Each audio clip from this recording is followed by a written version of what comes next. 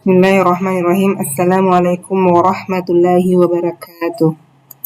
Alhamdulillah, kita akan melanjutkan pelajaran fisika pada materi gerak lurus di bagian yang kedua. Materi percepatan masih merupakan sambungan dari materi pekan lalu, yaitu besaran-besaran dalam gerak lurus. Percepatan adalah perubahan kecepatan perselang waktu. Ada yang disebut dengan percepatan rata-rata, jadi A, terus ada garis di atas ini disebut A rata-rata, sama dengan delta P per delta T, yaitu V2 dikurang P1 per T2 dikurang T1. V2 berarti kecepatan akhir, P1 kecepatan awal. Kalau delta T begitu pun, T akhir dikurang T awal atau selisih waktunya. Percepatan saat A T sama dengan limit delta T sampai 0, delta P per delta T, jadi diturunkan V terhadap waktu. Perlambatan itu sama dengan percepatan, tetapi tandanya dia negatif, jadi kalau percepatan bertanda positif. Kita masuk di materi gerak lurus beraturan GLB. GLB adalah gerak benda pada lintasan lurus dengan kecepatan tetap. Contoh GLB terdapat pada mobil yang bergerak di jalan bebas hambatan dengan kecepatan konstan. Namanya kecepatan konstan, jadi tidak berubah kecepatannya. Kalau dia 30, 30 terus. Persamaan GLB adalah V sama dengan S per T. V ini adalah kecepatan, S ini bisa berupa jarak, bisa berupa perpindahan. T waktu, satuannya sekon. Contoh soal yang pertama, ini saya masih angkat contoh soal yang berhubungan dengan materi sebelumnya, materi pekan lalu, karena tidak membicarakan arah. Kita lihat, Burhan berwisata dengan sepeda motor. Rute perjalanannya dimulai dari kota A menuju ke utara sejauh 60 km sampai di kota B. Jadi A ke B 60 km. Terus belok ke timur sejauh 40, terus C ke D 30. Yang dicari perpindahan dan arahnya. Saya pikir untuk perpindahan mungkin sudah dipaham, berarti pakai Pitagoras. Kita harus tahu berapa ini dan berapa ke sini. Nah, kalau keseluruhannya 60 dan di sini ke sini C ke D 30, berarti sisanya adalah 30. Terus kalau yang di atas 40, berarti di sini juga 40. Jadi tinggal mencari berarti di akar 30 pangkat 2 ditambah 40 pangkat 2. Pangkatkan, jadi akarnya 2500. Akar 2500 adalah 50 meter. Untuk arah perpindahan, berarti cara menentukannya, arah perpindahannya, arah vektor perpindahannya, tarik garis dari titik awal ke titik akhir, dari A ke D.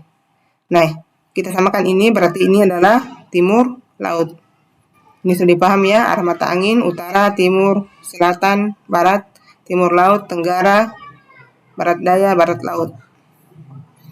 Jadi, jawaban yang benar adalah C 50 km ke arah timur laut. Sebuah mobil bergerak dengan kecepatan tetap dalam waktu 6 sekon, mobil menempuh jarak 180. Dalam waktu 10 sekon, mobil menempuh jarak berapa?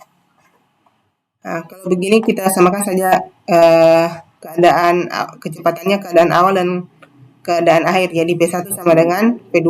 Rumusnya V adalah S per T. S1 per T1 sama dengan S2 per T2. Jarak dalam keadaan 180, waktu tempuhnya 6. Di keadaan kedua yang mau dicari berapa jaraknya, waktu tempuhnya 10 sekon. Kali silang, ini ke sini, ini ke sini. 180 kali 10 ini, terus ini 6 dikali S2. Kalau langsung berarti menjadi pembagi dia. Jadi hasilnya adalah 300 meter. Jadi kalau mobil ini sudah bergerak selama 10 detik, maka dia sudah menempuh jarak sejauh 300 meter. Jawabannya B. Soal berikutnya, sebuah mobil balap A sedang mengejar mobil balap B dengan kelajuan konstan 60. Jadi kelajuannya A 60, mobil balap A tertinggal dari mobil balap B sejauh 600. Jaraknya antara mobil A dengan B 600. Ketika itu mobil balap B melaju dengan kelajuan konstan 30. Kelajuannya B lebih kecil yaitu 30. Tapi dia berada di depan. Maka waktu yang dibutuhkan untuk menyusul mobil balap B adalah, jadi masuk pertanyaannya, misalkan ada sebuah titik P dan di titik P ini dia nanti akan bertemu. Dia akan nanti bertemu antara mobil A dengan mobil B. Jadi mobil A mampu menyusul mobil B di titik P. Pertanyaan soal adalah berapa waktu yang diperlukan untuk sampai di titik P. Nah, untuk mengetahui berapa waktu yang diperlukan sampai di titik P, berarti kita butuh jaraknya. Kita butuh jarak. Yang dicari kan sebenarnya TA. Jadi TA itu adalah SA per VA. Nah, SA sampai di P ya, ini yang P menjadi patokan. Sampai di P itu belum diketahui karena tidak diketahui dari B ke P itu berapa. Yang diketahui itu dari A ke B 600. Karena di sini sampai ke sini belum diketahui, jadi kita kasih saja simbol X di sini. Jadi jaraknya SA ke titik P itu adalah 600 ditambah X. Nah, kalau jaraknya sendiri B, jadi X dia X saja. Nah, karena X belum diketahui, jadi kita cari dulu X dengan cara menyamakan ini SA for VA, menyamakan waktunya dulu, TA sama dengan TB. Nah, TA itu berarti SA per VA, kalau TB SB per VB. Kita ganti nilai SA 600 ditambah X, VA-nya 60, SB itu X, VB 30. Kali silang. Ini ke sini, 60 ke X. Toh? Ini sudah dikali silang, dapat begini. Untuk memudahkan, ini langsung dibagi. Masing-masing bagi 30.